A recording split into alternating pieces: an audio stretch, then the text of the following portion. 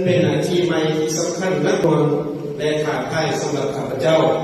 ก่อนอื่นข้าพเจ้าขอแสดงความขอบคุณและขอบพระใจเป็นอย่างสูงที่การจัดตั้งภาครัฐก็คือประธานสมาชิกสภาผู้ชนแขวงที่เป็นตัวแทนในสิทธิและผลประโยชน์ของคนชนเราระดับเขาสร้างแขวงจังหวัดสัตว์ให้ความเชื่อมั่นและไว้วางใจต่อข้าพเจ้าขอรับเอา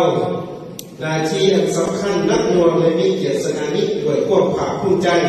และพร้อมแล้วที่จะสูงทุกสติปัญญาและแห่งเพื่อเห็นสำเร็จหน้าที่ที่ภาครัฐการจัดตั้งและประชาชนและเผ่าสร้างแขกประสานออกไปให้ต่อประชุมสภาอันทรงเกียรตินี้ข้าพเจ้าขอให้คำมั่นสัญญาและปฏิญาณตนว่าจะสืบต่อเสริมขยายบุญเสื้อในการนำพาสีนำขอบรรดาอดีตการนำแต่ละสมัยสองจะเพิ่มทวีความสามัคคีเป็นภาพในหมู่คณะ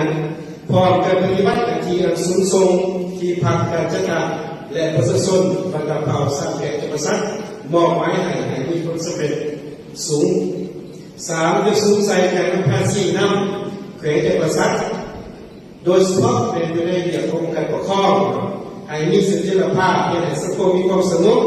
สร้างทุกเงื่อนไขเพื่อด้วยความสะดวกในแก่การพัฒนาเศรษฐกิจสังคมของแขวงต้านและสกัดกั้น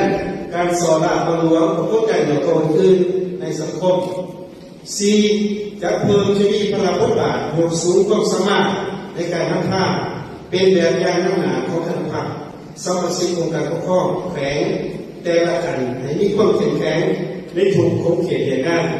เสริมขยายประสิทธิภาพประสิทธิผลในการบริหารคุ้มครองรัฐคุ้มครองสังคมปรับปรุงระบบการกลไกบริหารให้มีความสะดวกสบายโปร่งใสและถึงกฎหมาย